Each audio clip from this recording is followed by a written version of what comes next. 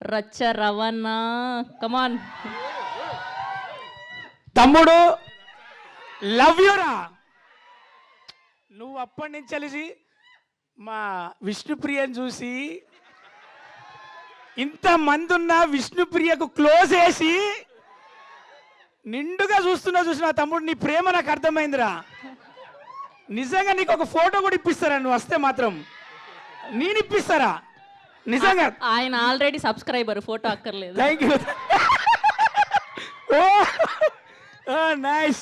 Okay media మిత్రులు, ఇంతమంది అల్లరి నరేష్ అన్న కోసం వచ్చిన మీడియా మిత్రులకు చూసిన ఇంత గ్రాండ్గా వస్తున్నారు. ఇక్కడ ప్రొడ్యూసర్ గారు రాజేష్ అన్న దండయాత్ర, కామెడీ దండయాత్ర సెప్టెంబర్ 4వ తారీఖు చేస్తున్నాడు. నిజంగా చెప్తున్నా, అల్లరి నరేష్ అన్న అల్లరి 100 టైమ్స్ పట్టుకొని అదే బూస్ట్ తోటి.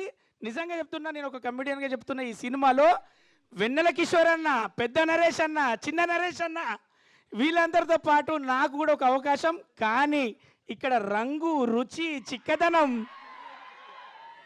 వీళ్ళందరితో పోటీ పడే ఒక హీరోయిన్, డైరెక్టర్ చూసిన విధానం కామెడీ 100% తమ్మి. థియేటర్లో మెగా ఫ్యాన్స్ దగ్గర నుంచి మొదలు పెడితే అందరి ఫ్యాన్స్ విజిల మధ్యలో ఏం చెప్పట్లే. మీ అందరికీ చెప్తున్నా, మీ అందరికి ఏం కావాలో అందులో ఉంది.